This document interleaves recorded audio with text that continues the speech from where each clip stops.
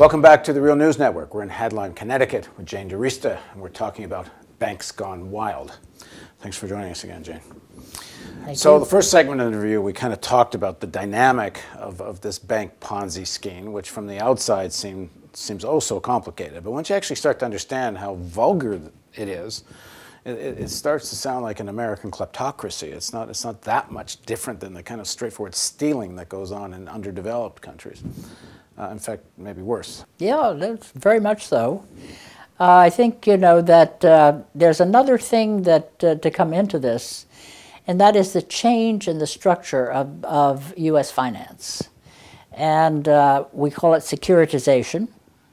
And it is a phenomena where a bank makes a loan and sells it to an investment bank, who then pools it with other loans and sells the shares in that pool of loans to your pension fund, your mutual fund, etc. The insurance company that has the insurance on your car, your mortgage, etc.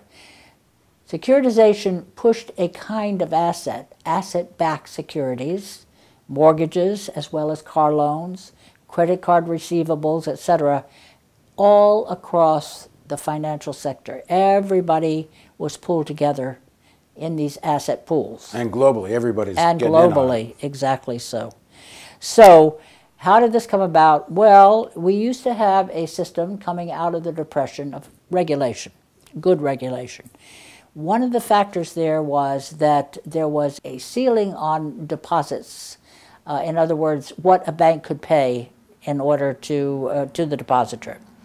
And this kept interest rates reasonable, and it kept stability in the system. It protected the household sector and the business sector from volatile rates, from sharp rises, increases in rates, etc. Along comes the external market, the euro markets, with the American banks overseas dealing in dollars offshore. They didn't have any restrictions like that. They could charge whatever interest rate they wanted. And at a given point, when the Fed was trying to cool the economy, they brought all this money into the country. What period are we talking about? This would be the end of the 70s, and that caused the havoc that ended in the dollar then floating. This is when interest rates are in double digits. No, that was at the, I'm sorry, the original thing with the money coming in and the euro market was the end of the 60s, into the 70s, then interest rates go sky high. You've got all of this interaction between national markets and external markets, money flowing back and forth here. Central banks can't keep control over the interest rates. So in 1980, legislation came along and said, ending the ceilings. This meant that banks and thrifts, what we called the savings institutions that made the mortgages, couldn't do it anymore. If you don't have that ceiling, how can you lend for 30 years? I mean, you've got a loan that is for 5% for 30 years. You're attracting funds that you've got to pay 10%. The thrifts, as we recall in the 80s, were going bust, hand over fist. So then you have the situation in which securitization comes in. The idea, well, we'll make the loans because we're good at that, and we'll sell them. And they won't hold them in the books. We'll sell them to people who can. Insurance companies, pension funds, etc. They can hold these long-term things. Would they argue, well, what's wrong with spreading out the risk?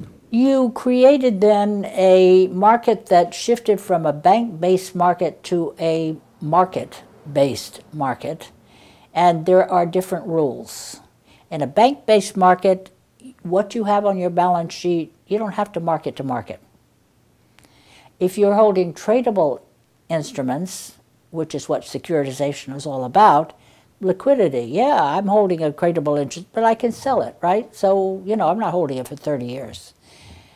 The only problem is if the price goes down, you have to market to market. And that's where you got into this whole regime of the capital of the institutions all across the system absolutely evaporating. So in simplest terms, they play this casino speculative game. Individually, the people playing it are getting fabulously wealthy. They know someday it's going to crash, and après-moi la déluge. But then there's no consequences, because in the final analysis, the government comes in and says, "Oh, don't worry, you're far too important to the economy to fail, so we're going to make sure that you played insurance through AIG. We'll make sure AIG has the money to pay you off, and no truth, no consequences." And here we are, and is it still not just all happening again? Like, have we learned anything? Has anything changed? Or are we just heading, as you said before, is it all going to happen again? It is happening again. And there are a number of people now out there writing about the fact that we have the carry trade going on again. Now they're funding in US dollars because the interest rate is so low, and they are sending money to emerging market countries and to some extent to Europe as well, which has a slightly higher interest rate than we do. So they're all back in business.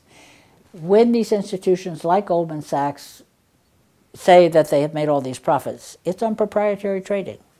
Did it do anything for the economy? No. I mean, do we have credit going out there? Everybody will agree, including Bernanke. The banks are not lending to households and businesses.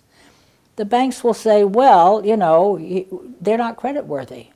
We're not creditworthy. We are up to our ears in debt in the aggregate, the American household.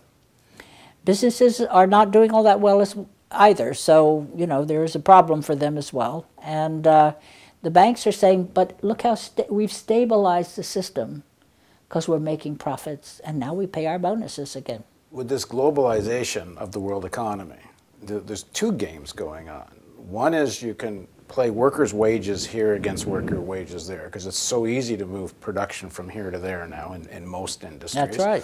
Which drives wages down everywhere. Everywhere. And now you can play economies against each other. We'll play, well, that one's in recession, so we're going to go there and borrow the money. And this one is trying to attract capital, so we'll go over and buy here where they're going to pay higher interest rates. And they get to pay recessions off against each other. That is true as well. But so what do we do? Well, and we have to go back to a regulatory system, and we have to stop the game. And there are ways of stopping it. First, we need to go back and do some of those regulatory things that we got rid of under Reagan and Thatcher, when the mantra was free markets, and look at what we call quantitative controls. Okay, let's do that in the next segment. So next segment of our interview, we'll talk about what we can do about the global kleptocracy. Please join us for the next segment of our interview with Jane DiResta.